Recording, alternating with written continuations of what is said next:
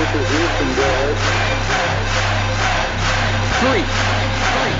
two, one. Are you ready?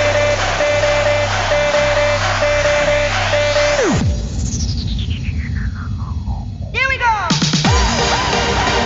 Welcome to your weekly Dodgeball podcast. For all the latest and greatest updates, be sure to check us out on Twitter at Crosscourt Live.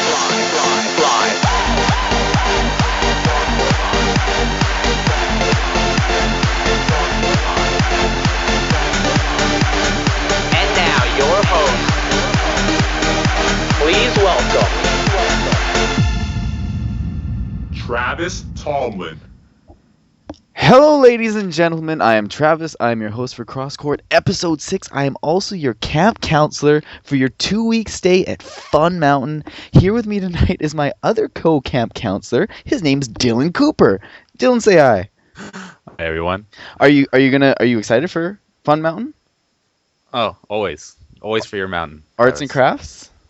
Oh, not my forte, but for you, I'm willing to give it a try. We're gonna smile and pretend the whole week at Fun Mountain. That's what it kind of feels like to me this week. Is that Dodgeball has become Fun Mountain for a lot of reasons. But hey, here's what's on the show today. Like I said, I have a really special guest, Dylan Cooper.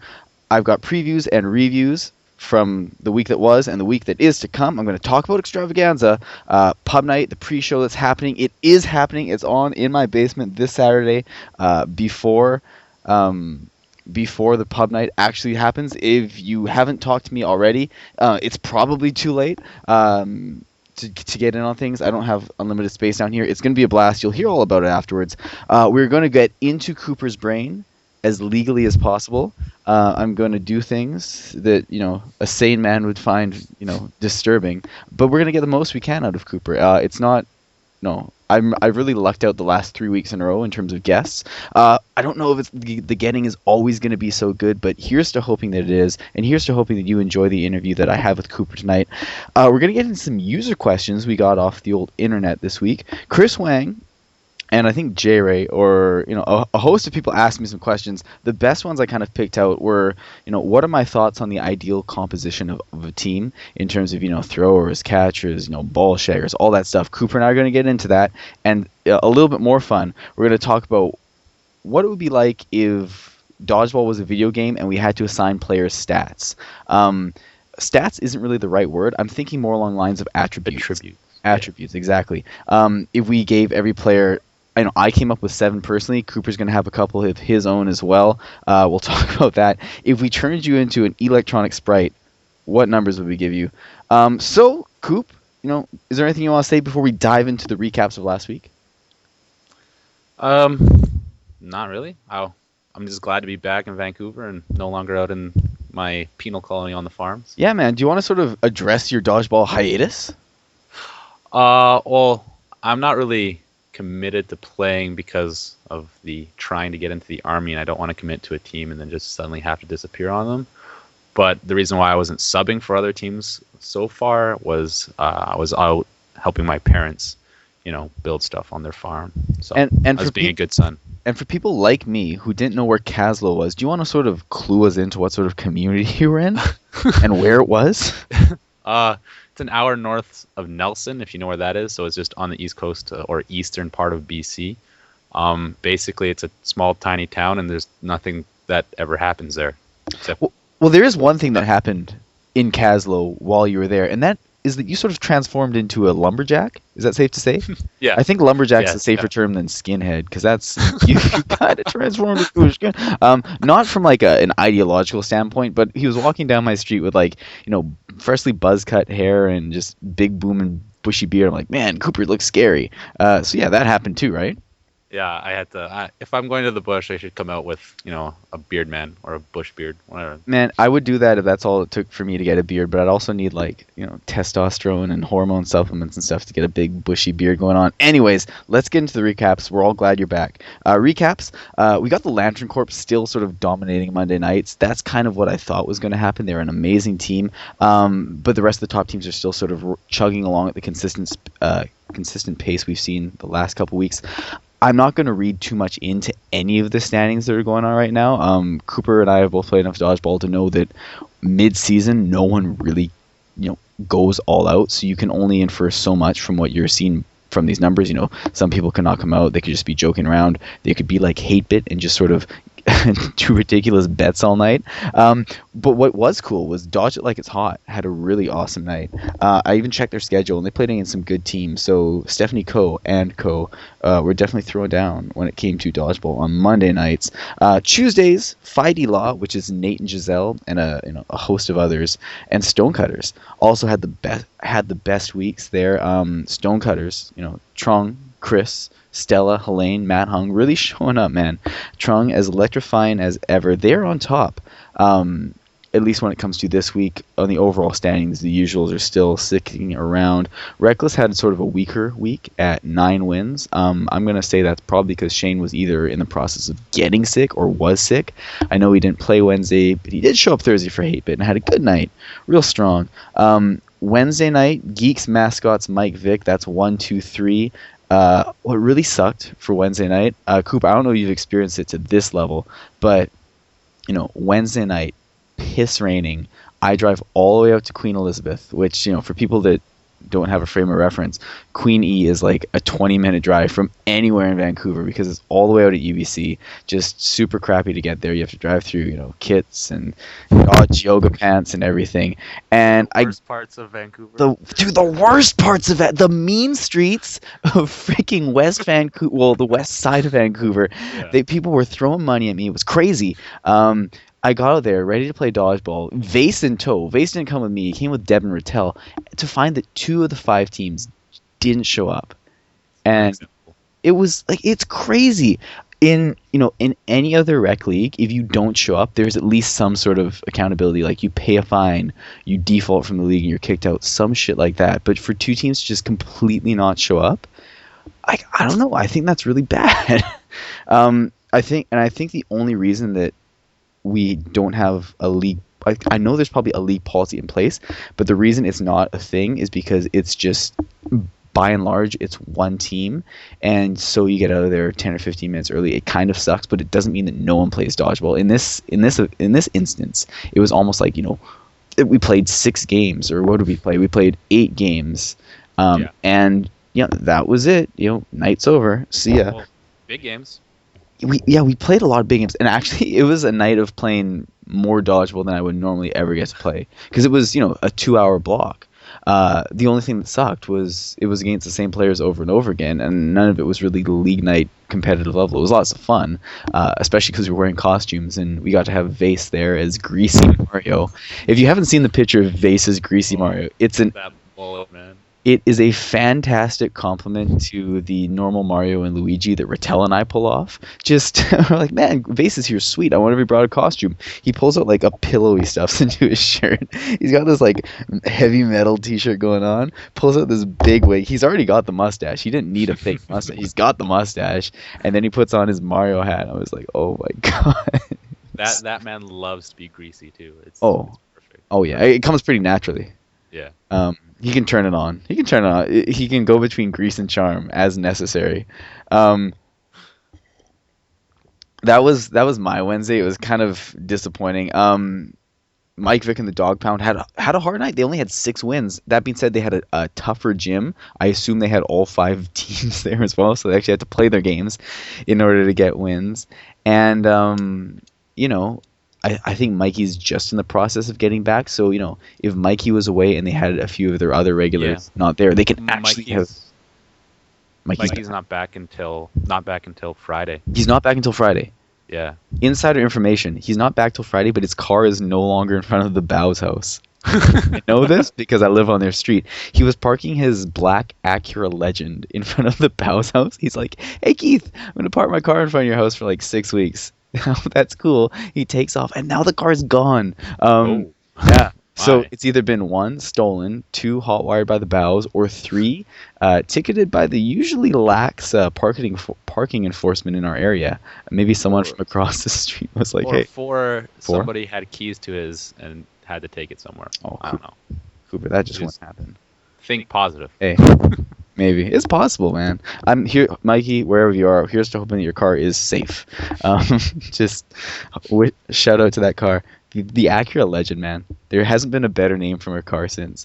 Thursday nights, Short and Sexy on top of Hate Bitten Spartans, who are tied on top of the overall standings. Short and Sexy, Hate Bit, Team Rocky. That's your 1, 2, 3 for this week. It was kind of an interesting week because some teams you may have expected to do a little bit better, or just traditionally always do better. Recess Spartans, were a little bit lower down in the standings. I'm going to attribute almost all of that, for Recess at least, to the fact that they're wearing amazing Recess costumes. Stella had her Gretchen on, hardcore, big glasses, blue dress, white blouse underneath. Yam was out there looking like Spinelli. It was crazy. Just like the amazing extremes they go on to make these costumes stick. I think everyone except for Travis Feldman, who was Hustler Kid, he didn't have like the trench coat and stuff, and he wasn't hustling goods, to me at least. He might have been before or afterwards. He definitely wasn't doing it on VSB property, which is good. I think, and the person who has most fun with the costumes, I assume, has to be Rob Shee. He's King Bob, and he gets to wear a crown, and the crown's from Burger King. And knowing Hastings, I do know there's a Burger King in the area, so that means before Dodgeball, he gets to go to Burger King. Excellent. My question for you, are you a fan of the Whopper? No, I'm not a Burger King fan. You're not a Burger King? I know you're a big White Spot guy, though. I love White Spot, yeah. Have you tried their guest burgers, or whatever the new menu is right now?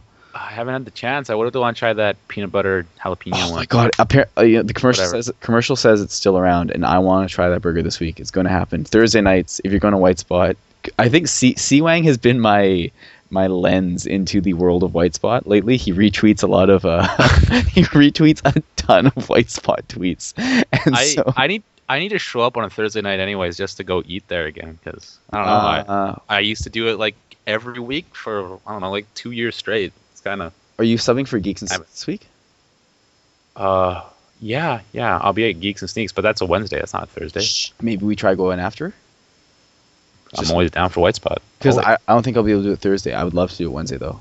Okay. This shout out to other people, too. If you want to try these amazing burgers, it's not just the jalapeno peanut butter burger they have. They also have a carnitas burger, which is, it's basically like pulled pork on top of a burger. And it's delicious. Oh. It's so good. I had it there. Kyle bought it for me. Shout out to Kyle. It was crazy. So, yeah, get out there. Go to White Spot, guys. White Spot, if you want to sponsor this show, I'm down. I'm so down. We can make it happen. It doesn't take a lot, just a burger here and there. I'll throw it out. Nat Bailey, rest in peace. He's dead, right? Yeah. Okay. Rest in peace, Nat. Tier 1 Thursday, by the way, is nuts. There's so many good teams. Mangle.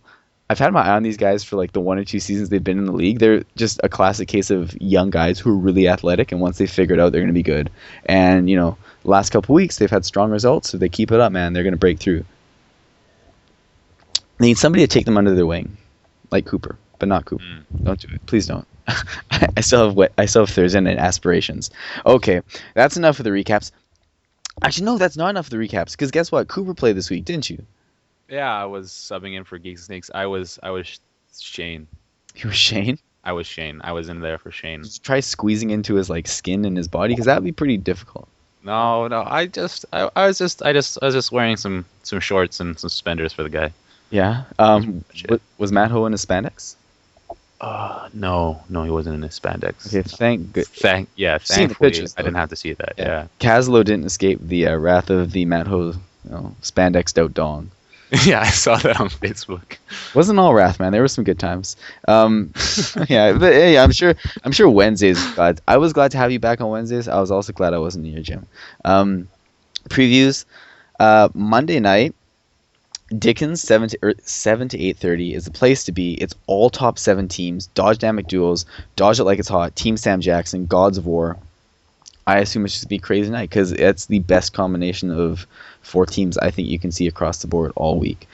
Tuesday night, go to DT from 8:30 to 10. Reckless and Execkless, the Stonecutters, Gotta Catch 'Em All, Fighty Law, and Stonecutters tore it up last week. Reckless is always going to be good, especially when Shane is not sick.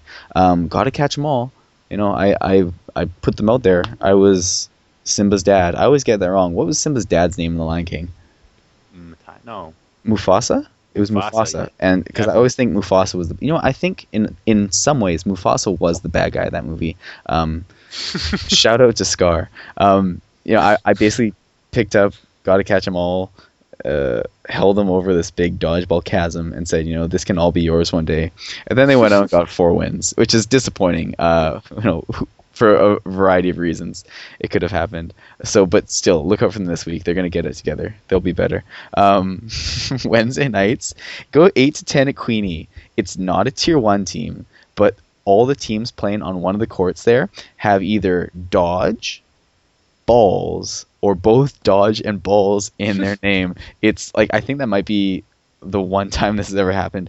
The teams are Balls in Your Face, Hollywood. Like, it's a call in Hollywood. Balderdash, Snoop Dodgy Dodge, Ball So Hard, and finally the Dodgeballers. I have a feeling it's going to be amazing. And just, some fun dodgeball. Because if you've been checking out Wednesday Tier 1, it's the same teams playing each other over and over again. You're not going to see anything different. You might actually see less if Alpha Kenny, Buddy Up, and Gotta Catch 'Em Balls don't show up again. Are you planning again this? Oh, you're not playing again Wednesday, but guess what? Do you want to tell people anything about your dodgeball status? That now that I'm going to be back on Tuesdays. Yeah. A dear friend of mine got hurt. Yeah. Al, I'll play well for you. I'll try to jump like you do. I won't wear knee pads though. I won't do it. Yeah, fair enough. And you're playing with the Strangers with Candy, the team Al was on before he got tragically hurt. And what's the history with the Strangers of Candy? Because they're not just this team that came out of nowhere. Oh, that was originally, I guess, Brandon and Rogan made it out in CDL, and I got recruited onto that team as a ringer. Yeah. Way back in the day. I wasn't even allowed to play in the playoffs. I was that much of a ringer. Seriously? First season. Yeah, they disallowed it because I apparently did not play enough in the CDL before that playoff. So I got to watch from the sidelines as they lost in the finals, and then played the next 2 seasons with them and won some CDL championships. Wait, I didn't know they lost the first season. Who'd they lose to? Balzacs? Balzacs, yeah. Jeez. And for people I'm sure there's sort of a special subsection of the VDL that has this long storied CDL knowledge. Obviously, it's all the CDL exec guys, but there are a few VDL teams that put together package teams and then ship them off on Wednesday nights in the CDL to just be like, hey guys, we're the VDL, this is how we play dodgeball. And then the first ones to do that were Strangers with Candy, which was, like Cooper said, the dudes, the Delta Boys plus Cooper, and Jinko. Was Jinko there from season 1? Yeah, he was original. He was a singles player that got added onto the roster, and he's been kept around ever since. And if you don't know Jinko, I think everyone should try to know Jinko. The way he plays may be a little abrasive the first few times you see him, just because I think it takes you a while to process what you're seeing. Because it's not just a super obvious okay, this guy's really good at dodgeball, etc. He's got this insane flair to his game. He wears 1 million armbands, and he'll stand at the line and make these fucking crazy catches. I've been told he's a hockey goalie, which is where he gets his cold-blooded nature from. And he'll just stand at the line making these catches, and he's also still on a couple of tier 2-3 teams with friends. And so people are chucking him balls. He's making all these stylish catches and just chucking the balls way after. It's so cool to watch. I love Jinko and the way he plays. I hope he never stops. Yeah, that's briefly Strange with Candy, but there are talk to players that have got CDL experience because it's a different game. I think overall the throws are harder, just sort of a different demographic out there in the sea. They throw way harder, but sort of game knowledge, at least back when I was playing, was entirely different. They were all over the place. They were just dudes out there to go, buck wild basically. And just there were a lot of things different about the league, not all positive. Just sometimes in terms of the playoffs, the way it had to be refed by sort of a court of public opinion because players would be at times unwilling to go off otherwise. This, of course, isn't any the execs are just solid gold, and you see them all throughout the VDL right now. But it was weird. I think Wild West dodgeball. it was the Wild West of dodgeball. It was this brand new frontier where it was still hilarious to uppercut a guy and sort of go for his nuts. That's what I saw. That's what I saw almost exclusively first season out in the CDL playoffs. I still love them though, and I still think it's like the sickest breeding ground for dodgeball. They still boast the hardest thrower. Shane contends that Byron has once bested Jack's 78 mile an hour throw. He didn't do it, spoiler alert, he didn't do it this week at the extravaganza, so Jack's record still stands. And like Jack's not alone in having insane arms. Balzac's were some heavy throwers too. That's it for a brief tangent on the CDL and Strangers with Candy. Thursday night, go to Dickens from 7 to 8:30. You'll see Mango Mangle, the team I was talking about before. You'll see them facing Hatebit. It'll be a good test for both sides. Does Hatebit still have it? And does Mango Mangle want to go for a throats? It's going to be interesting. Plus, some people may be in costume. I know my costume, if I can find my tattoo sleeve, will be Kevin Vo. I'll be wearing my tat sleeve, gray sweatpants, and a black Under Armour shirt. I might spike my hair. It'd be pretty fun. Do you have any costumes lined up for this week? The only one I want to wear is the lumberjack. The Paul Bunyan. The Paul Bunyan, yeah. Can you say Paul Bunyan, or is it a protected domain? I'm pretty sure you can say it. It's a folklore thing. It's not. Nobody has a copyright to it. And it's a shame there's not like a Paul Bunyan estate. I think that's something you and I could look into, just making this fake Bunyan estate. In the same way that like the Tolkien estate is so protective over his works. Oh, yeah. And rightfully so. We should be the same way over the Bunyans. We'll have to like pretend to be 13 feet tall at all business meetings. Like I'll be on your shoulders. And then we'll be like, Paul wouldn't have wanted this. And I'll spray paint my dog blue or whatever. He had an ox though, so we'll need to look into that. There's a lot of complications that could arise from this. Okay. Previews and reviews. We shoved other stuff in there. It wasn't just previews and reviews right there, right? Let's talk about extravaganza for a little bit. The biggest news is that Byron threw 77 miles an hour and retained his hardest thrower title. I was there. I was actually like, the best part of extravaganza for me was seeing so many of these like top flight dudes come out with the sole purpose of throwing hard. It was really awesome. There were a couple of other throws over 70. Rogan, most notably, tons of dudes in the 60s. I was happy to see so many guys out. I think my personal highest was 54. I didn't really warm up or focus on it, but fuck, 54 is all I'm. Yeah. Man, it's a good thing that I throw from behind people. What's your history with the hardest thrower? I won one, I think back in season 6 or 7. Way back. I threw a 64 or whatever for the win on that one. But I'm more proud of the fact that I got most accurate. In the same night? Yeah, at the same time. Damn. Not bad. Not bad. Now, as far as I was super pleased that so many guys came out to go hard in the hardest thrower, I think, and I'm actually not going to take any of the blame for this. I think there's sort of there needs to be a reason for girls to come out to extravaganza, because you were there and there was like 6 girls at extravaganza, because when we do announcements for league nights and stuff, the only thing people remember about extravaganza, or like the only lure, I guess, is that hardest thrower, come see if you can be the hardest thrower. And the girls certainly try their hand, but at the same time it's sort of this lineup of 12 guys just going over and over and over. So like I can recognize that that's sort of an intimidating environment to step into. It's an intimidating environment for me to step into, even though I play with these guys every single night. It's testosterone fueled and they're going hard. So I think we did a good job of having a ton of big games this time. The big games were there and they were super fun. We had a blast in the back gym. There were still 60 to 70 people by the end of the night. But I think there needs to be sort of a reason or a movement to get the ladies out and enjoying extravaganza in sort of equal numbers. Do you think that's accurate? Do you think that's a reasonable concern? Yeah. Well, girls are it's always good to have girls around. They always make everything better. Well, almost everything, but yeah, I don't know. It just, the hardest thrower isn't really, shouldn't be the big all end all of everything. We need to find something that or at least a few things that more people want to come out and do. Yeah. It's always better when you can get a bigger crowd going on instead of just the one event that gets over and over and over and over and over and over again. Yeah, certainly. At the same time, I think Bouncy all of castle. the I want a bouncy castle. Bouncy castle. Oh my god, I want bouncy castle too. That's just an always want. That's not just strictly extravaganza. Oh, or that the dumping thing. The dunk tank. Ooh. Get a dunk tank. Oh man. There's your most accurate thing right there. Dunk your favorite execs or most hated execs. Or we could just scrap that and we keep the dunk tank, but the tagline would be "Get wet at Dodgeball," and just everybody would be showing up. I think. Oh, there you go.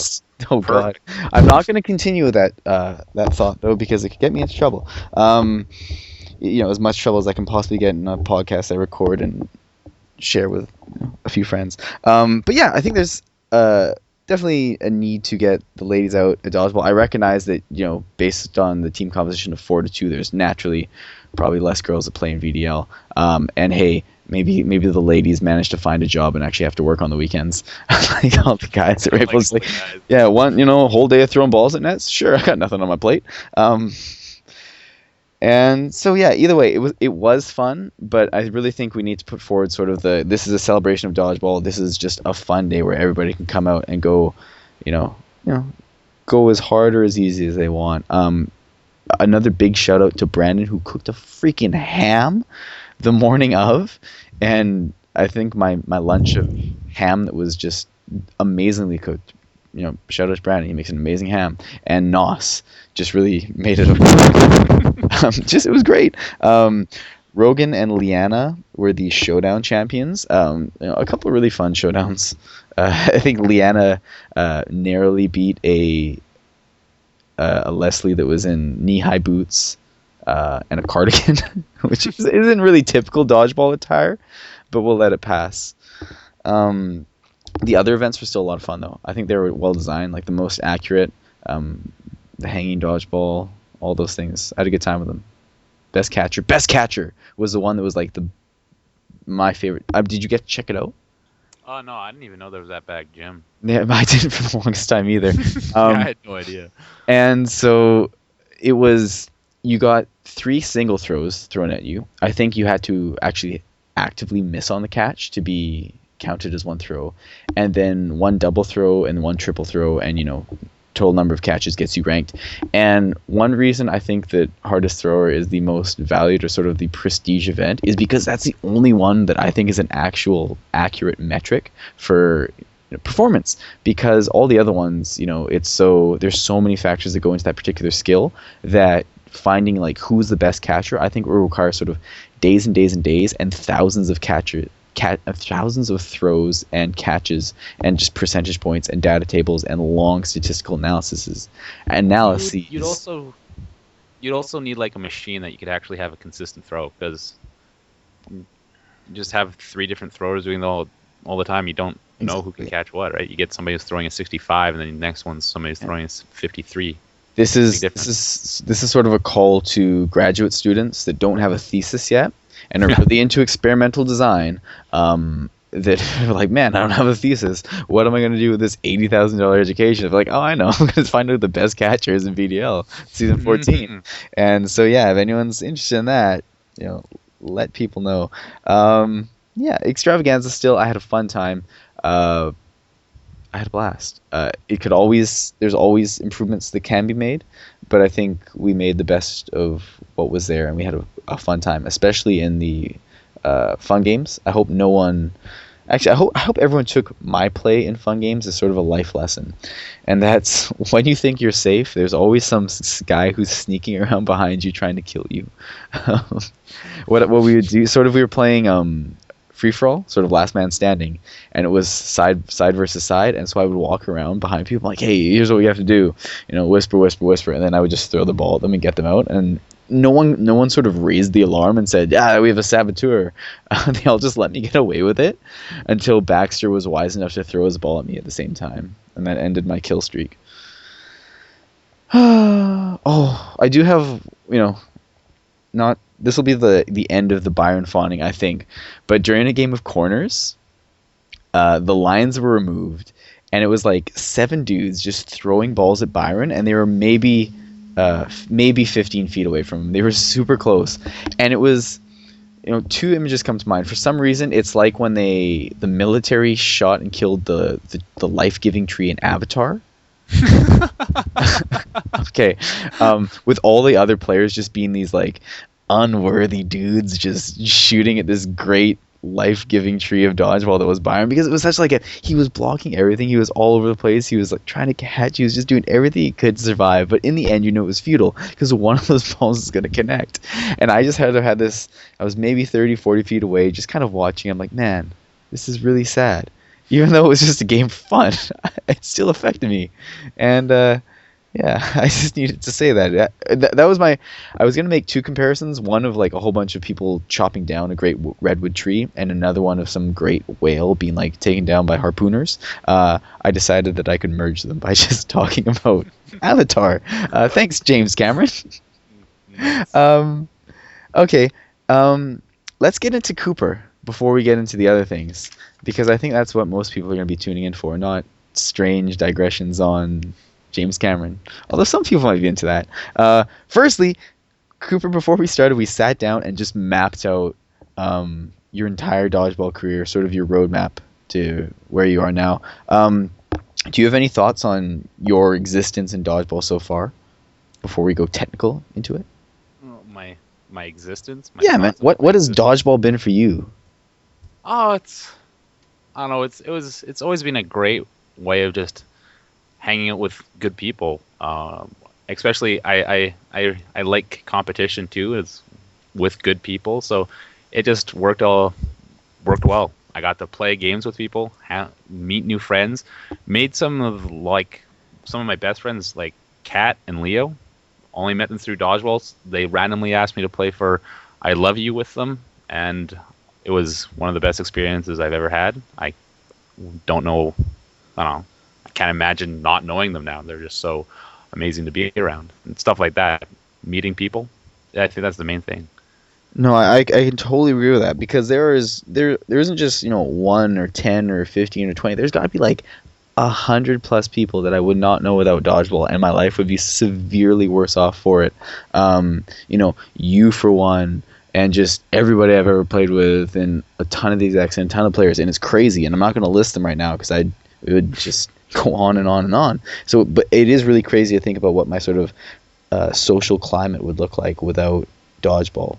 And I think a lot of people should always take time to sort of assess that and sort of think about it and realize, like, man, without dodgeball and the VDL, life would be severely worse. Not severely worse. No, severely definitely worse. Different. Definitely worse. Okay. You'd have a lot more melee combat in your life probably if you didn't have dodgeball, right? Yeah, probably. Yeah. Okay. So yeah, you started season 2 with Dodgy Style, was where you broke on the scene with the twins. Yep. Was Kawa on the team at the time? Yep. Okay, Dodgy Style, just a classic Tuesday night team. They've been around forever. I love those guys so much. They were like one of the original rivals for Love Juice, weirdly enough. Neither of us were top tier teams, but we'd always meet in like the semifinals and just have these matches that were epic for us, and the winner would eventually go on to lose. Get knocked out. Get knocked out pretty easily, but to us it was serious. You played with Dodgy Style for season 2, season 3, season 4. I think where I really took notice of you, there was a Thursday night playoff where you were playing. Is it the one I still have the monster afro hair? Yes. I'm just like, all right, there was a guy on the court who is much larger than your average dude, but he's moving much faster than your average dude. He's absolutely tearing up the court. The way I started to describe you beforehand, like in seasons past, and I still describe you this way sometimes, but I can't as much anymore because it's the thing I'm about to describe you as got really trendy and the meaning changed. But sort of those old school vampires that move with, like, at least from old role playing game history, vampires were always extremely fast, right? Yeah. Just very like unnaturally fast, and I thought it was kind of a weird glitch in nature that you were moving so fast out there on the court sometime. I'm like, man, this guy's moving like a fucking vampire out there. And then they got glittery and a little bit sexier, yeah, a little bit more sullen. You can be sullen sometimes after like playoff losses. You can get real contemplative and quiet, and scary to be around. But by and large, if I had to describe you, it would be vampiric. But you move out there. It was crazy. A ferocious catcher, and thrower, blocker, just everything. Partially because you've got just these great big mitten hands, and you can make just fingertip catches all the time. Yeah, I had to. It's sort of developed because of how sweaty I got. Like, if a ball hit me, I wouldn't be able to grip it afterwards, so I had to catch it with my hands. So yes, true story.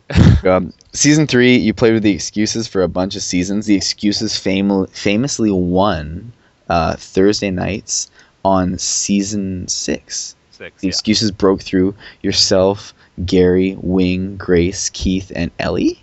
Or Minta? Was it Ellie? Ellie was the Excuse at the time. Yeah. Minta was Olympus. Minta was an Olympus, which came in season 5 and season 6, and you were victors in both season 5 and season 6. Yep. Going over to Mondays, you started season 5 with a singles team, which I remember because I was running Mondays at the time, and so like here's Cooper showing up with a singles team that he's intent to make fantastic, a real rotating cast of people you have. I remember. I can't remember them. It was no. Do you remember what the name was? I have no clue. Monday Sloppy Seconds. Sloppy Seconds. Oh yeah.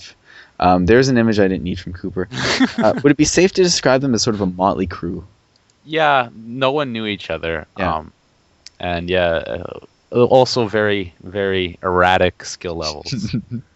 All over the place. And of course, with you at the helm, people would probably feel terrible at themselves. I'm like, man, is this what a singles team skill level is supposed to be? Moving on, season 6, Monday night, you were with the Luchadors. Yeah, some of the best memories for fun.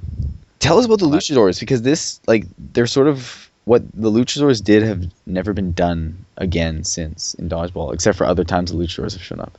The whole concept was just like a tricks team, right? So we all had to wear Mexican wrestler matches. I think it came about when DDR or those guys, Pete and Fat, they all took a Mexico trip together, and they saw the Luchador masks, so they all bought a bunch, right? Oh yeah. So we came back, and they just wanted to make a team like that. We already did a tournament, which is called Trickster for Kids, or that's what our team name was. Yes. And we were just like pirouetting to dodge and rolling on the floor, and I started doing the push-up catches and stuff like that. And we decided we needed to make a dodgeball team where we just did crazy shit. So we came up with things with like cartwheel throws and like having people backflip over shoulders as they threw, and make thrones for people to, and then the wall, of course, where people with the balls would be behind the people with nothing. And there was also the fantastic circle where you guys were moving in a circle and just throwing and catching. And I think at the time, especially for Mondays, which was sort of such a raw night, it was weird because people that knew you all behind the masks figure out no, you guys are just having a blast because you've played so much dodgeball, you want to just do goofy stuff. But for people that don't know you behind the masks, they're sort of isolated, and there's just this team that I think there's an element they'll see it as cocky and just poor spirit when you're just going out there and just disrespecting their skill level so much. They have to actually beat us to make us feel bad. I know, and so I think despite the fact you guys were amazing, you're going to go down in my memory. I'll think about you on my deathbed. But knocked on wood right there. But I think you weren't appreciated as much as you should have been by everybody. I think everybody that's still around knows how amazing the Luchadors were. One of my favorite moves still is going to be who did Monica do the quick tangle with and then run up their side and then throw? Oh, Jeet. She ran up Jeet. Oh, just everything about this team was so cool. It's just you guys were tricking like crazy. Absolutely loved it. It also holds the favorite showdown of all time: Pete against Brandon. Oh, against strangers, bedfellows. Pete goes diving across the floor like on his back, and he does the flick, and it hits Brandon in the face. No, that's the best one ever. That's amazing. Luchadors, their impact can't be understated, but what also can't be understated was what came next on Monday. Do you know what team you played on season 7 Mondays? On Mondays? Yes, season 7. Pete was there. Oh yeah, the best team of all time. Best team of all time. All time. Dodge City, baby. Dodge freaking City. Dodge City was my initial sort of idea that I needed to play with the largest people I could, both wide, tall, and skill wise. And then after that, like after figuring out that, hey, I want a team of Pete and Cooper and Mark Williams. Mark Williams, but he couldn't. Unfortunately, like it was so sad. We were close to having Mark Williams, but it never happened. So the three of us basically decided that, okay, yeah, we want us three to play with a rotating cast of girls. Those were probably in Pete's and Cooper's more single days. So, they were interested in, playing with anybody from a dodgeball sense. And so, it turned out to be a lot of fun. And our girls really were a rotating cast because by and large, except when I could get Carolyn to sub for us, they were really just there to throw catches to the other team. The thing that's going to stand out most to me for Dodge City was just like the absolutely heroic stand we made in playoffs against, was it Dr. Dodgeball? Yeah, Dr. Dodgeball. The rotating catch. Just in like that series, each of us made like up 5-6 catches. It was ridiculous. It was so cool, and we lost. It was painful. Third, almost got to the finals. We could have done it, man. That would have made me 2 in a row Monday champions because I won with the Strange Bedfellows. Yeah. Unpredictably enough. Season 8 Ballistics, that was basically Spartans with Hugh, right? Yeah, basically Mike told me I was not allowed to play with the Spartans. Okay. And so my response to that was to take everybody else on the Spartans and go win something on Mondays. And you did. Olivia made her, infamous catch on Chris Tongue to knock us out of the Tournament of Champions, man. Ballistics won Tournament of Champions plus Season 8. One of the few winners of the Tournament of Champions because there's just no Tournament of Champions anymore. Yeah, there was only 2. Yeah. Holy crap. Maybe I should do a Tournament of Champions. No. Maybe. Oh, God. So, yeah. After that, Mondays were a little sparse for you until Season 11 when you did Almost Didn't Happen. And Almost Didn't Happen is important for a couple of reasons, and you should tell us. Oh, it's Almost Didn't Happen was important because the name came about because Trong might be the worst administrative captain of all time because he arranges the team to be made but doesn't actually, sign up for Dodgeball. Yeah. And we only learned about that because I was checking the insurance rosters because I was being all directorish. And I noticed our team wasn't there. Oh, God. It's just like, Trong, did you register? And he's like, oh, shit, no. So then we had to hope. We prayed a bit, and a team dropped out, so we were able to sneak in there. But it was a close call. It almost didn't happen. So yeah, that's the perfect setup for the name. I've also seen other instances of that. Like Matt Ho has done that before. He's like, "What?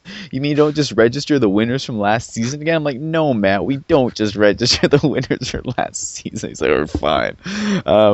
I think it worked out for them in the end. I one season had to play a Thursday night, I think, because I accidentally signed up for a team, and so I think Lisa or Laura was like, "Hey, Trav, what's the name for your team on Thursdays?" I'm like, "I've got a team on Thursdays," and that also was like the continuation of me playing with Dexter.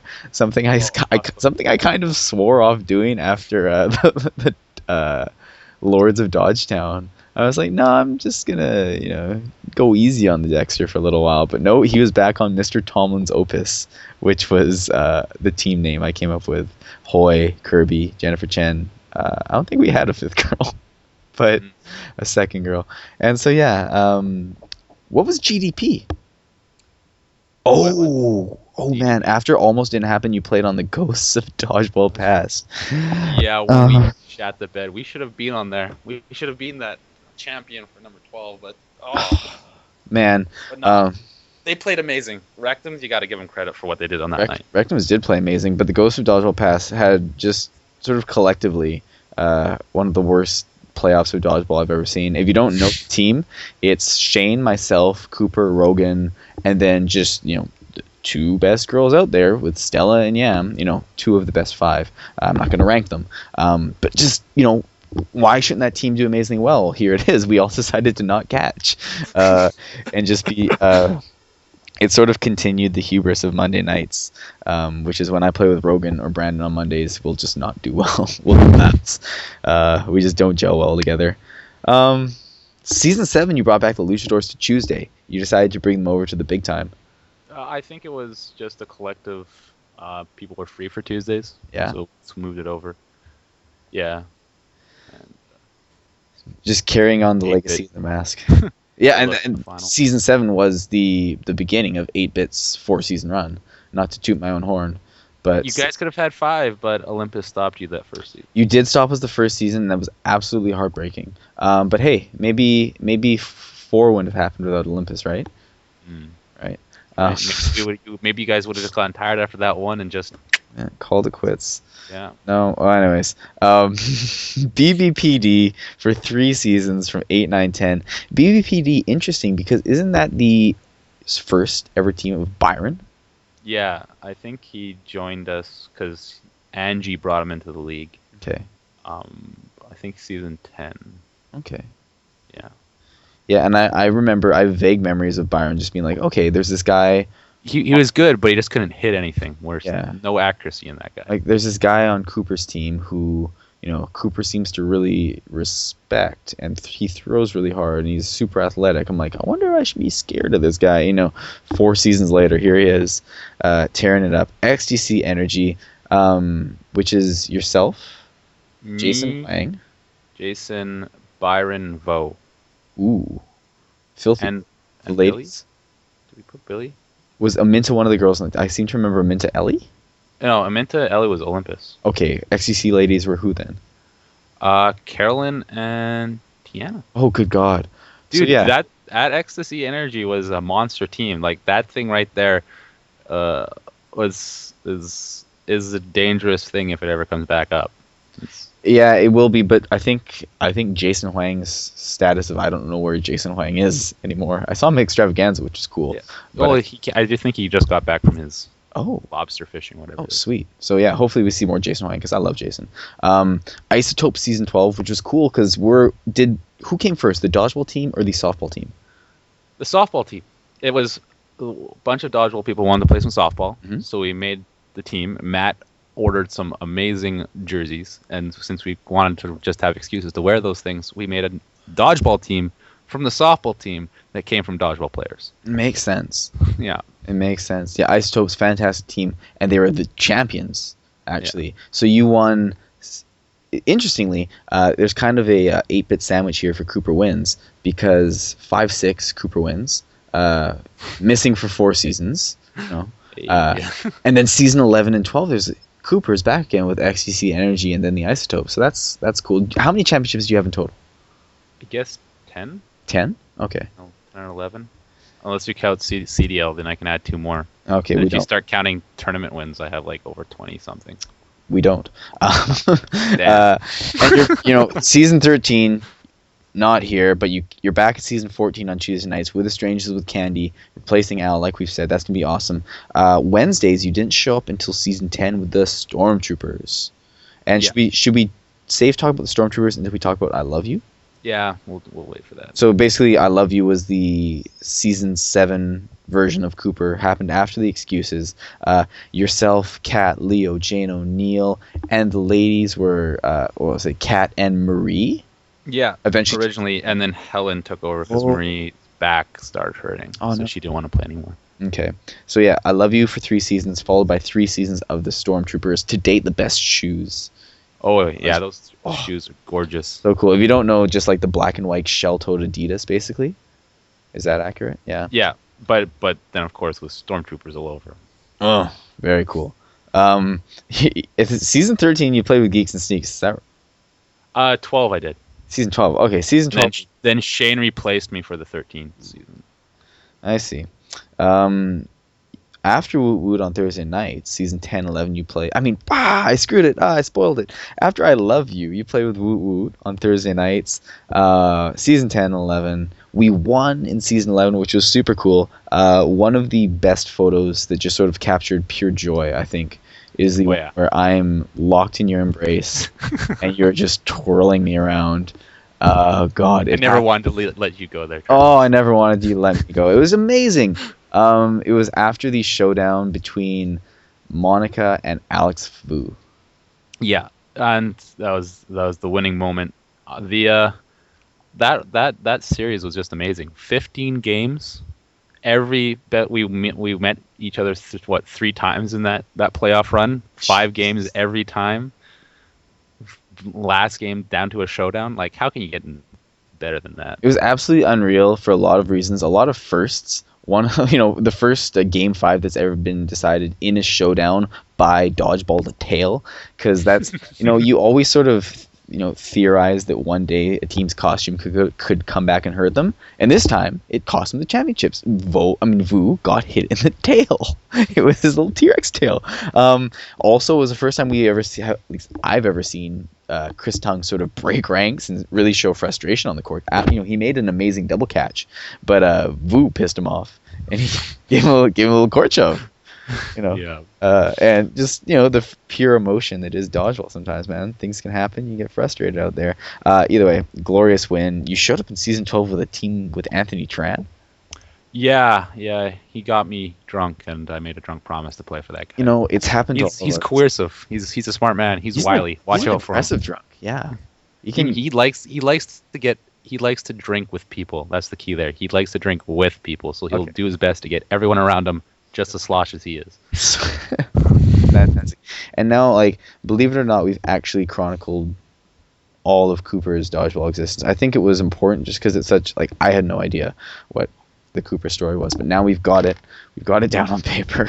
And so whenever we need to know where Cooper was in a certain season, we can, with relative accuracy, come back here and check that out. And before we get into more Cooper, let's jump into one of the questions you received. I think C-Wang was asking me, if players had stats, if this was, Dodgeball 13 by EA Sports, what attributes would you give players? And when I was thinking about this, I'm like, there's 4 really obvious ones. I think that's throw, catch, block, dodge. Those are the 4 basic. I'd break up throwing. Would you? I would have power and accuracy. Power and accuracy. Things. Because you get Billy.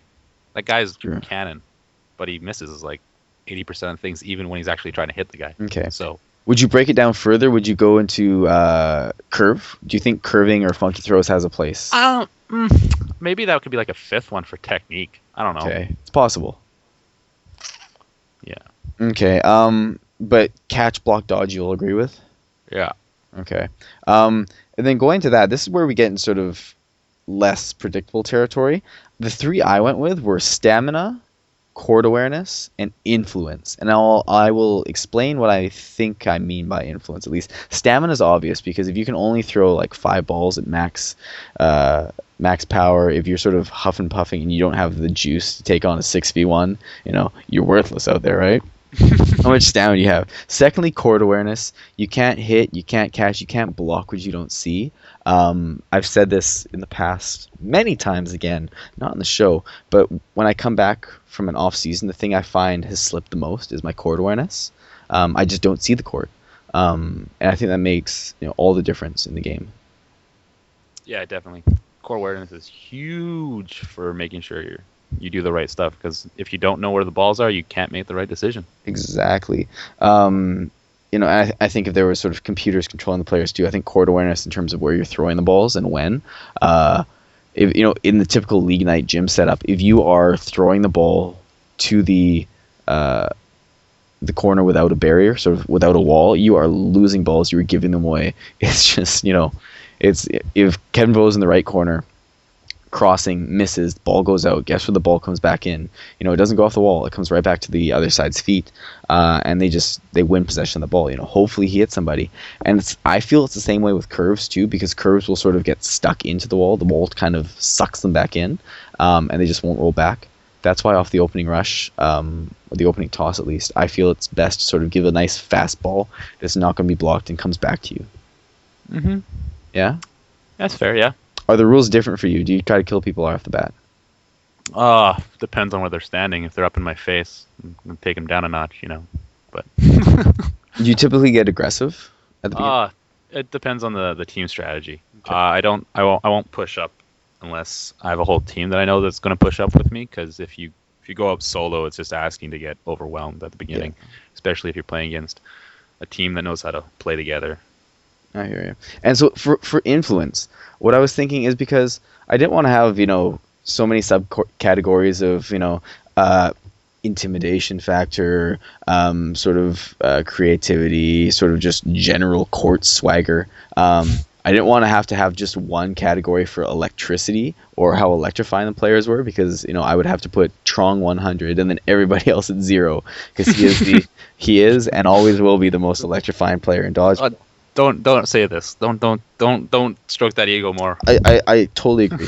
I've watched enough Dodgeball to know that he is the only man that can electrify the audience. He'll make a catch. Like he freaking had like a dislocated shoulder practically last Thursday playoffs. He was still cool as ever, looking like a Asian Harry Potter with a ball cap on. Man, it was crazy. So much just absurd amount of respect for Trung out there all the time. And you have to realize that since Trung was one of the original execs and I was one of the original players, and I tend to, if it's not obvious enough, I sort of idolize players. He was a guy I was like, man, he's such like a cool personality. Plus, he's an amazing player. I want to be Trung. And then I started playing with Trung and realized I, in fact, don't want to be Trung. I want to be around him as much as possible. That's as far as I'll go with stroking Chung's ego tonight. But yeah, what other statistics or attributes do you think you'd throw down? Adding to that? Is there stuff we obviously missed out? Well, I think you might want to just have court speed, something to how fast they move around the court. Because if you're playing a game speed, the guy could be the best guy ever, but if he can never actually get to a ball to throw it, that could be part of it. Like just the ability to run down balls. I don't know what you call it, speed. Yeah, speed. I wouldn't go agility because that gets into sort of dodge territory. Yeah, but that's part of dodging. Yeah. No, I'll agree with speed. And sort of so for influence, I think it can be a term of just you can be out there and just by virtue of just the way you play, your mannerisms on the court, a whole bunch of things. The other team could play better potentially, or they could play worse. If you're a team but I think there's also sort of effects that affect only certain people. Like people that know Kevin Vo may not be as intimidated by Kevin Vo as someone who's never played Kevin Vo before. Scary tattoo. Ooh, scary tattoos. And so just a whole smattering of things there. The other thing I wanted to talk about was team composition. And I think this is a really interesting question, and it was from, again, C. Wang, who throws down some of the most amazing questions ever on Twitter. Get at me on Twitter at Crosscourt Live if you haven't already done so. And I think his question was, what's the ideal team composition? For example, how many catchers, how many throwers, how many shaggers do you want on your team? And there's a simple answer to that. And there is no answer. 6 of each one. Yeah, you want 6 of each one. And I think that's sort of kind of a good look into how Dodgeball sort of evolves. And I think when you're first getting into Dodgeball, because C-Wang's only been playing for a couple seasons, and it's not yet at the highest levels of Dodgeball either. And you don't realize that everyone has to be able to do everything really well if you want to be the best team ever. Because off the opening rush, after you get thrown at, you have 6 shaggers. Everyone's a shagger. When you're the last person, when everybody's on there, it doesn't matter. Everyone's a catcher, right? Everyone's a thrower. And so, it's just how many people that could do everything can you get on your team, right? Yeah. So in that sense, I don't like assigning, like you said, don't really want to assign somebody to a blocking role or a catching role or whatever. But in the other sense, there is strategy in how you place your players. Like if you're going to be pressuring the right side, if you have your team angled in such a way and where you put the balls so that you can pressure the right side so your right thrower can throw without worrying about a cross court or something like that. That is sort of what I would think about when you're making your team or whatever it is where do people like to play? Mm-hmm. That's the big thing. Is he stronger on the right side? Is he stronger on the left side? Is he a better center player? Does he like to play front court, back court, right? Everyone needs to be able to do everything, but where they like to play so that they don't intrude on each other, step on each other's toes, that's where it becomes more of a composition aspect. Certainly. Where you play on the court. And I think that's something that I've never really considered, is you were talking about how you have run through all the positions. By and large on my teams, once I get comfortable in position, I'm staying around there. And we don't, hate, but certainly we don't mess around with where we're standing, because we're also comfortable there that we stick around. We don't play around. And I think it's important to be able to bring different looks. Just as I'm thinking about that now, if you know you're playing against a team lineup that always goes in one formation, and typically you're on court A or whatever at DT during the playoffs, and you're getting crossed all the time, or they're gunning for one player. Say they're going to go for Shane every time. Say they're going to go for CT every time, and you can put him in the corner where it forces balls to come at a cross, because say whoever's playing their right side and Shane's on the left isn't going to throw, but he's going to get crossed. The balls will go out. You'll get them back in, and you'll get ball possession. That's huge. And those are sort of the real high-level strategical maneuvers that I think are not seen, period, in dodgeball right now. Oh, I've seen it happen. I've had teams that we've switched spots to play against certain people, as well as seeing other people line up against the matches they want to take on, like one-on-ones type of thing. For sure. Do you think those are the most private sort of aspects of the game? Yeah, it's typically, that's the stuff I don't think people pick up on right away. They don't notice that people are actually moving to certain spots just so that they can contain one person or overwhelm somebody in a certain period point in the game, right? Yeah. It's some things people don't really notice, but every once in a while there is sometimes an order of people you want to knock out on the other team, right? So you're going to make sure your gunners are in one spot, or not really gunners, but the guys who can throw a little bit harder than the other guys. You want them to be maybe on the right side to kill this one certain person, and then they'll split up. One goes left, one goes right, or they'll go after the next guy and all push left or whatever.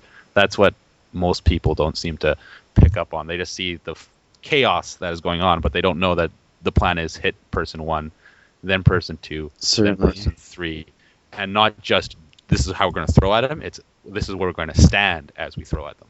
I think some of that might come from the fact that for a lot of people, and I think when it comes down to it, you'll still see dodgeball as a game based on individual performances. Like, I'm sure you think if you are on your best catching and you don't mess up, you're going to catch anything, and if you're in your best throwing, you're going to hit anyone out, and that the performance of the players opposite of you aren't really going to come into it, isn't really going to come into it. And I think that's in the moment you're playing against so many different opponents so many different times that I think it does sort of have to be looked at from that individual perspective. Otherwise, you'll just drive yourself crazy.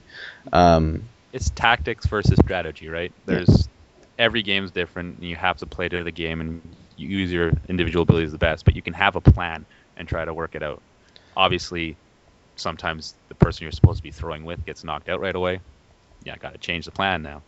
But you can have that little framework to work around in. Yeah. So basically, the best composition for a team starting up is get the best players you can. Get amazing players, and you'll have an amazing team. Obviously, it's not that simple. Go out there and make a team for fun. After a few years in the league, you'll figure out what you are and what you need. But on that note, sure. Actually, growing with a team though can be an amazingly rewarding experience in itself. Like the excuses, we were all random people that joined together, and after 4 seasons of playing, we finally won one, and we all grew as a team together, and it made it much more of a full and awesome experience. Yeah, for sure. If we just, gone and bought myself a championship by just hiring the best people out there. I would say teams like the Power Rangers, teams like sort of the legacy of whatever team Chris Chan's been on. They change names pretty often. Wang, but Wonder Bang. They're currently Bona Wang. Boner Wang. Bona Wang. And EDA, DDR, those times are examples of teams that stuck around for a real long time together and really became awesome players together. Power Rangers pumped out Carson Donald, Colleen, Eric. Who else kicking around on Power Rangers? Grace. Grace was a Power Ranger. Jeez, yeah. And I think Joe joined them from their later years. Joe's still doing this thing. On the duos. Yeah, on the Dodge duos. Who's he a duo with? So the other guy. Donald, the other guy. Yeah. Oh my God. What? Donald and Carson are a duo, I imagine. We should have this somewhere, don't we? I thought we saw this. Well, I'm just not intimately familiar with each of the duo pairings. I think it's changed since the original inception. Yeah, probably. Yeah. So yeah, composition is a tricky thing. Ultimately, if you go out there and everybody's sort of got stuff in mind, if you have someone that's strictly a shagger, you're in trouble. Yeah. Basically. Yeah. Stay away from strictly giving people roles. I have a few questions for you. Playing with you on the Ghost of Dodgeball Past, I found out that you weren't just this amazing, what should I say, philosopher's stone of dodgeball that you can sort of put anywhere, or you weren't like the Babelfish of dodgeball, you could do anything. That you actually had sort of specific wants and needs out of your teammates in terms of where we were and where we were playing. And so, what do you need on a team, and sort of where do you fit into lineups? That depends on what role I have, in the sense of like captaining or strategizing, whatever. I've played like everything, basically left side, centers, both sides, right side. I played as what you consider a shagger. I've played as a blocker. I've played as the run and gun man. I can do almost anything. I prefer playing as a counter player, like CT does. Who you wait for you try to coax the other team to do something wrong and punish them for it, versus the overwhelming just kill everybody off the bat. Although I've played that too with the Olympus and Ballistics. But I typically like a team. I like a team that does really good counters and don't have to every time stop and point at a guy and count down and throw. It just drives me like bonkers sometimes. I really like a team that, as you play a lot together, you have that more instinctive nature where you saw the guy throw, he's off balance, and I'm just going to whip my ball at him because I know, or at least I trust my teammates, that there'll be 2 more balls coming at him at once. So I'm not throwing alone. I might be doing it in the moment because it's just popping up, but there'll be multiple balls coming in. So that's the type of thing that I like. I like to work towards with the team, is to make a non-counting but still unified throwing team. Me and Byron took a little while to do that, but he's picked up on it. And when I play with the Geeks and Sneaks or sub for them, we won't even talk to each other, but we'll be hitting the same person 75% of the time at the same time, and it works out really well. Just absolutely terrifying. What can you tell me what are your best successes in dodgeball? Oh, excuses. That's got to be one of the best, like, me as a player, individual player excuses. The team is amazing, but I probably did one of my best runs ever playing for the excuses. I don't know. Olympus was probably my best, like, leadership stuff. Olympus and Ballistics. When I forced people to stay on point. Billy on Olympus was one of the hardest guys to keep under control. That guy's a loose cannon, but when he's on, it's amazing. And for Ballistics, it was Pache Vase. Oh man, that guy's fired up. Yeah, if you're listening to this, Vase, you fire me up. He gets jacked up. Yeah, sometimes, man, we gotta channel that fire, put in the right poem, and not just burn everything in sight. That's probably it. Almost didn't happen. And Isotopes were almost like the easiest ones ever, just because of the fact that it was me and CT together. Jesus. And some Carolyn in there. Oh, like, yeah. It's like, how do you beat that? Two CTs? That's a formula for easy dodgeball. One of my favorite things about 8-Bit was that I could be anywhere on the court and call someone either C or T, and almost all the time I get a response out of people, right? People knew what I was talking about, because I could be talking to Trong Kao, a Kale. I could be talking to Carolyn Tam. I could be talking to Tiana. T. Like, the only people that required a little bit of extra coaxing was like Vo or Shane, and they were always off just chucking balls anyway. Like yo, C, T, Yeah. And That was good. Do you want to talk about any failures? Are there any sort of regrets, things you left on the court that you thought should have been different? Uh, And that's a hard. not really. All the team I enjoyed every team I played with. Pretty much, right? There's no bad feelings. I really love my years with I love you because I love them, like hands down. Everyone, especially Joe, but Joe's definitely not going to listen to this, but or he might. But I love you, Joe. You're awesome. Oh yeah, there was another guy on. Joe LaSala. Yeah. That guy is awesome. Always fun. Yeah, like there's a failure in my eyes would be something that didn't amount to anything. But every team I've been on, even if we haven't won, it's been a good time spent, and I wouldn't trade it for anything. Yeah, and I think that's an important way to look at it nowadays, especially with there being so many good teams out there. That even if you make a team, your focus can't be on winning. You have to be ready to have a good time with them as well, because you might just be disappointed at the end, right? Oh, obviously the team that should have won was a Ghost of Dodgeball Pass. The Ghost of Dodgeball Pass. I'm upset with myself for that run. I don't know why I didn't catch. Yeah, but you know what? I just let one go right between my chest. The silver lining there is that it was an entire season that I got to play with, Yam and Stella and yourself. Yeah, definitely. And Rogan. Not Shane. I get to play with Shane fucking all the damn time. I play with Shane too much already. I've played with Shane since season 2, almost. I think every season I've been on one of his teams at least. And so no sweat off my brow. I don't get to play with Shane for a season, but playing with you guys every week was just so much fun. Some really kind people. Execing with you every night on Woot Woot was so much fun too. We did have a good time, and somehow through mysterious dodgeball powers, we managed to always be at Charles Dickens. I don't know how that happened. It's called me with the scheduler. Yeah, and so that was. If I compile the code to do that, I get to put myself where I want to go. That was possibly the best part of it. And no, I did have a blast execing with you, and I do miss it. Not that I don't love execing with all the new execs now, but there's something to be said for going into announcements with only like the briefest look at what we're actually announcing, and still bringing a smile at people, or at least bringing a smile at myself. Yeah, oh, there was. And one of the weirder things that it's not something I would have thought I would get to talk about with people, because usually I'd be interviewing people that are really active in the scene. I've talked about sort of the end game and withdrawing yourself from the scene. What are your experiences with that, having to take a step away from dodgeball? Doesn't feel like it. I still hang out with everyone that plays, right? Okay. It's I don't feel like I've withdrawn too much. I've noticed I have more free time in the evenings. Sometimes I don't enjoy that. I would rather go play some dodgeball, but it allows me to do some other things, right?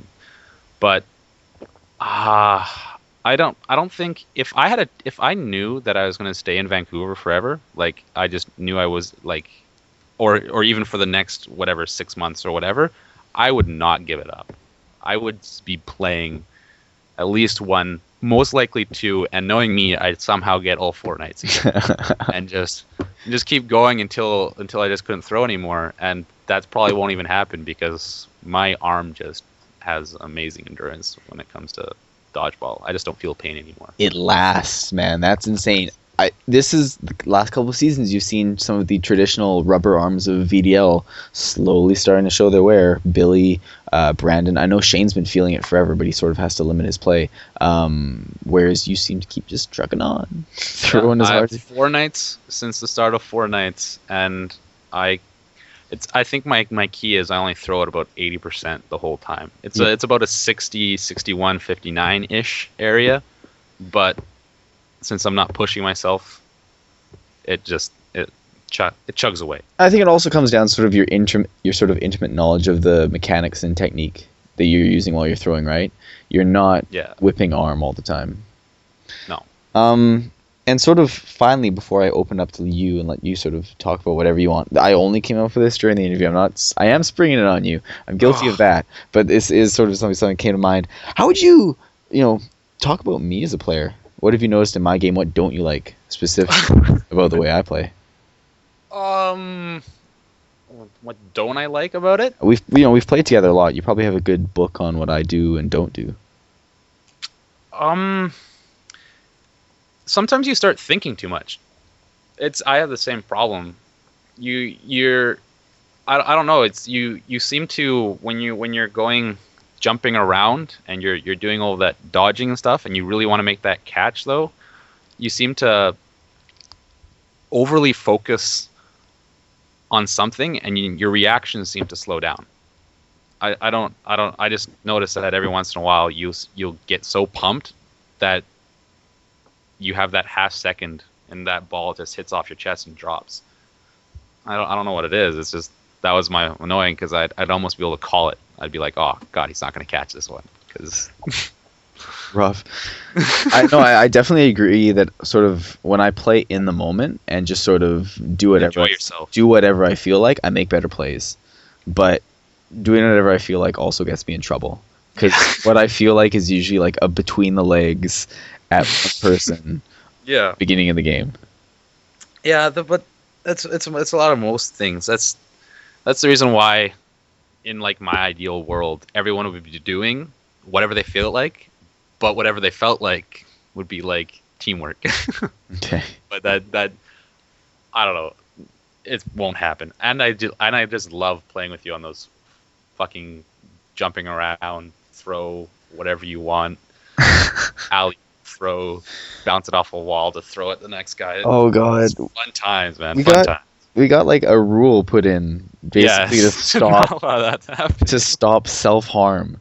Like you and I both still on the rules committee, and basically if you actively put a ball out of bounds, it's a dead ball because Neil at the beginning of the games would chuck it off of like a wall 30 or 40 feet away. I know what the problem was. It was a playoffs, and he didn't have a wall close to himself to throw it to, so he threw it across the whole bunch. But like that actually wasn't the main it was because I did an alley-oop in the air to you that was like under my arm alley-oop that went out of bounds and it had a count on it. The ball came back in, and like what ref is going to be able to keep tabs on that? And so they actually lost the count, and you ended up having a fresh ball to go and eliminate Brandon with. Only because I was goofing around with it. And so that was the playoffs.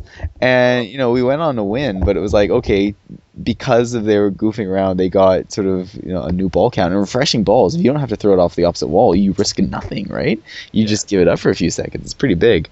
No, and that's totally cool because I am interested in sort of the way I play. And I do think sometimes I'll think a lot about something and I'll lose confidence. I think I'm prone, if I'm coming up against like, say a Kennedy or a Cooper, I can sort of play worse. Their influence, to go back to attributes, affects me more than I think some certain other players, where other people can rise to that situation. I think I can sometimes sort of crumble a little bit and be like, fuck. And sort of the outcome's predetermined. Whereas if I'm just sort of like a vicious maniac, like I've tried to sort of self-medicate with coffee, thinking that if I get jacked up enough, I won't think about things. And sometimes that works. I'm still trying to find the perfect levels. Now, with that being said, thank you for that, because I know it's not an easy thing to talk candidly about, but maybe it is for you. Maybe you've always been wanting to do that. Is there anything you need to throw down? Anything you need to get off your chest before we end the night? I don't know. People need a sub. I'm in town. Cooper is free. Wait, you heard it here. Cooper is free to sub except for on Thursday nights. No, just actually, nope. Apparently, he's the not. only nights that I am available are Mondays and Thursdays. Just right. Well, I don't play Monday, so go on over. And user questions we got during the show. Kevin Bao wanted to know the origins of the Viper. Luckily, he'll be able to listen to this episode and hear all about them. It was at the tournament when you guys were the. Oh yeah, tricks are for kids. Yes. Yeah.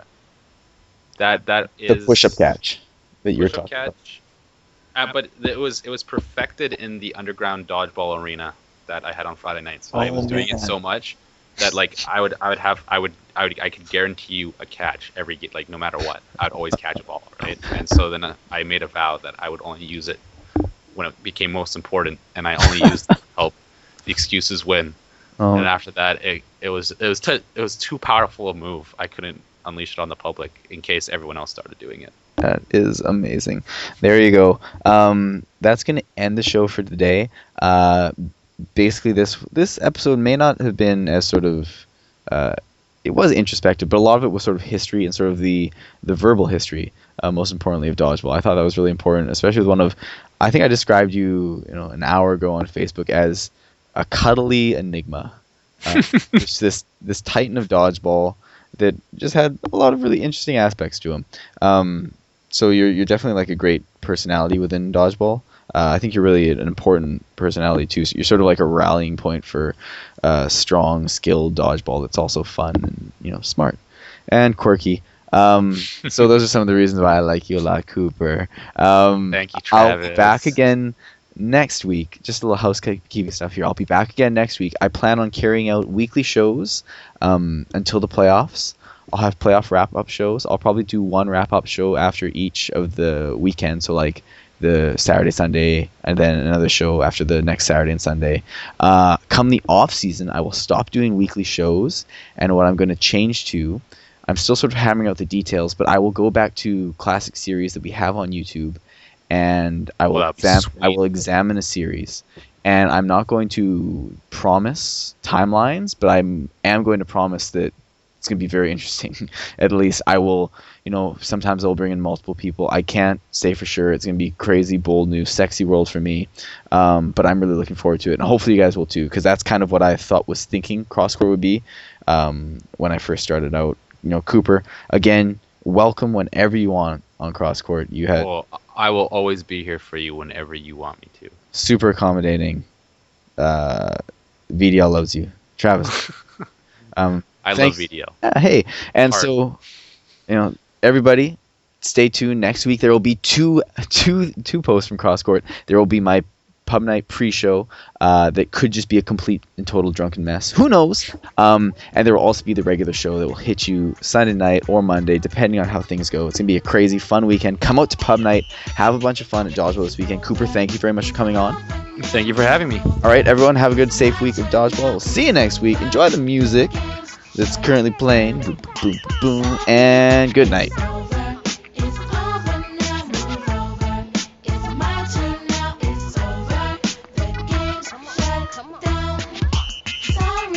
I went from canopies to boards, fans to no reports. You ain't got the Bentley with 4 doors. KU, RU, PT, Annie. You just bring my bottle of Remy. Recognize a real hit when you hear one. Posting up at the Playboy Mansion. I stomp like Gore-Tex, poetical vortex. Bouncing the jigger in California. It's over, it's over now, move over. It's my turn now, it's over. The game's shut down. Sorry, it's over. It's over now, move over. It's my turn now, it's over. What for what? Come on.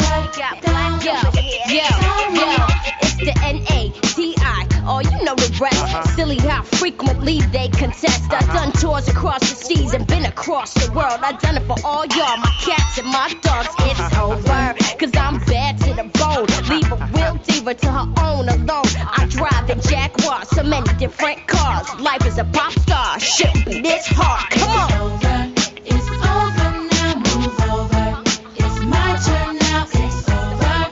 The game's shut down. Sorry, it's over. It's over now, move over. It's my turn now, it's over. The game's shut down. Suckers.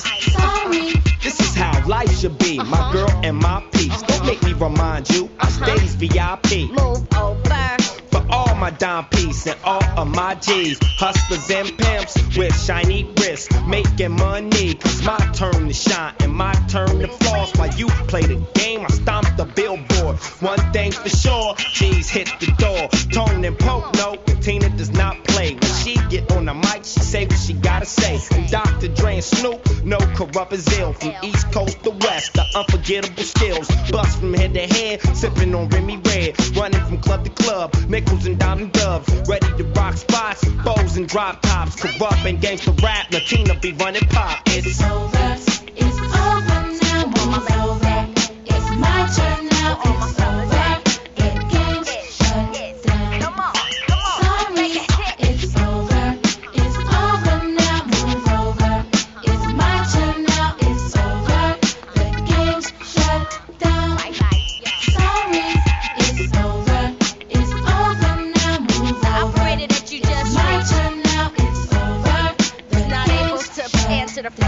now, but you know. Sorry, it's over. You ready to make it hit? It's over now. Buses in the club. It's my You turn got now. strong It's over. stuff. The game's I want you to shut all down. say. Suckers. Sorry.